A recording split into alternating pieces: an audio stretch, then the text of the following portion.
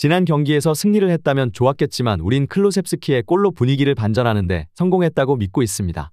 우리 선수단은 이제 승리를 매우 갈망하고 있으며 반드시 승리하여 팬분들에게 기쁨을 드리도록 하겠습니다. 라는 인터뷰를 경기 전에 하며 승리에 대한 의지를 다진 손흥민 선수. 이러한 다짐이 무심하게도 토트넘은 웨스트햄에게 1대2의 충격적인 역전패를 당하고 말았습니다.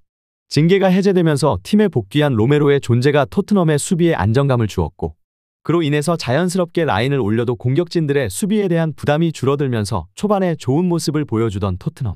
전반 10분에 로메로의 헤더로 득점에 성공하며 좋은 시작을 하였지만 웨스트햄은 밀집된 두 줄 수비를 보이면서 토트넘의 공격을 봉쇄하기 시작했습니다.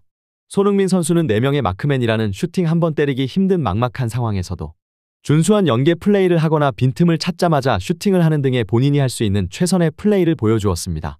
그러나 후반전 에너지 레벨 감소로 인한 경기력 저하와 수비의 실책이 일어나는 등 안 좋은 모습을 보이기 시작하더니 결국 후반 52분 굴절로 인한 불운으로 동점골을 후반 74분 우도기의 실책으로 인하여 역전골을 허용하면서 1대2로 패배하고 말았습니다. 이번 경기 양상은 아스톤빌라 전의 재림과 같았는데요. 오히려 경기력을 따져보면 아스톤빌라 전보다 퇴화한 모습을 보여주는 토트넘이었습니다. 이러한 상황에서 더 암울한 소식은 경기 중 손흥민 선수가 고통스러워하는 모습을 보여주었다는 것입니다. 손흥민이 구단의 의료팀의 치료를 받으면서 힘들어하는 모습을 보았다. 몸뿐만 아니라 심적으로도 많이 힘들어하는 모습으로 보였다. 만약 손흥민이 잘못된 상황이라면 토트넘은 다시 한번 부상이란 악몽에 빠지고 말 것이다. 포스테코글루 감독은 손흥민 선수의 부상 여부를 물어보는 질문에 내가 아는 소니의 마지막 소식은 경기 후 약간 통증이 있다는 점이다. 그렇기에 우린 소니가 오늘 회복되는지 지켜봐야 한다. 뉴캐슬전은 이제 얼마 남지 않았기에 만약 소니에게 문제가 있다면 우린 많이 힘들어질 것이다. 소니가 뉴캐슬전에 투입될지 여부는 현재로는 불투명하다라면서 손흥민 선수의 부상을 우려하고 이어지는 경기를 걱정하는 모습을 보였습니다. 주전들의 이탈로 구멍이 생긴 토트넘에서 손흥민 선수의 이탈 가능성이라는 초대형 비상이 걸려버린 토트넘. 하지만 현지 팬들은 아쉽지만 이참에 차라리 손흥민 선수가 휴식을 취하는 것이 좋지 않겠냐라는 반응까지 나오고 있는 상황입니다. 지금 위기의 상황에 손흥민의 이탈은 말 그대로 재앙이다. 손흥민은 탈장으로 고생을 하면서도 9개월 동안 경기를 뛰었다. 그렇기에 이번에는 손흥민은 휴식을 가져야 한다. 팀에 대한 헌신이 중요하다지만 손흥민이 망가지는 것을 보고 싶지 않다. 이렇게 심상치 않은 반응이 나오고 있는데 악명 높은 프리미어리그의 12월 경기 일정으로 인해 3일 만에 또다시 경기에 나서야 하는 토트넘 선수들인데요.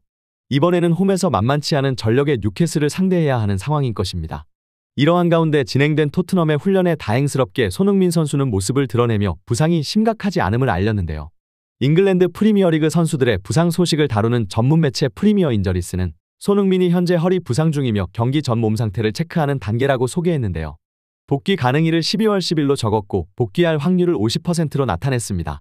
이뿐 아니라 런던 지역지 이브닝 스탠다드, 풋볼 런던은 손흥민이 뉴캐슬전에서 선발로 나서 무리 없이 공격을 이끌 것으로 전망한 것입니다.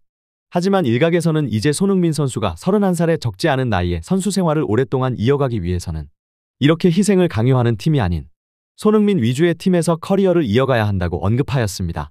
지난 시즌까지 해리케인과 다이어의 등살에 밀려 이타적인 플레이를 해야만 했었던 손흥민 선수가 이번 시즌 초반 캡틴으로 등극한 후 초반 엄청난 활약을 선보였었지만 결국 또다시 클로셉스키와 존슨, 포로 등의 선수들이 손흥민 선수를 믿고 의지하는 것이 아닌 자신들이 마무리하려는 모습을 보여 토트넘 팬들은 충격을 먹은 상황입니다. 이뿐 아니라 최근 토트넘과의 재계약 협상 또한 잔전이 없는 상황인데요. 크리스마스 전에 반드시 재계약 협상을 마무리지어 팬들에게 가장 큰 선물을 전해주겠다고 호언장담했었던 레비 회장이었지만 결국 협상장에는 또다시 빈손으로 나타난 상황으로 그동안 언론 플레이에 나왔었던 1600억 연봉 폭탄 등의 말은 앞뒤가 다른 그의 협상 기술에 불과했다는 것이 에이전트 측의 입장인 것입니다. 이 소식이 언론을 통해 공개되자 현재 토트넘 또한 비상사태에 놓인 상황인데요. 손흥민 선수는 12월이 지나면 토트넘과의 계약 기간이 단 1년 6개월밖에 남지 않는 상황으로 토트넘이 어떻게 해서든지 계약 기간 만료 전 이적료를 받고 타 팀으로 이적을 보내려면 다가오는 여름 이적 시장 단 한 번밖에 기회가 남지 않기 때문입니다. 현재 손흥민 선수를 가장 강하게 원하는 팀은 프리미어리그의 뉴캐슬과 클롭 감독의 리버풀, 그리고 복수의 사우디 구단 측인 것으로 알려졌는데요.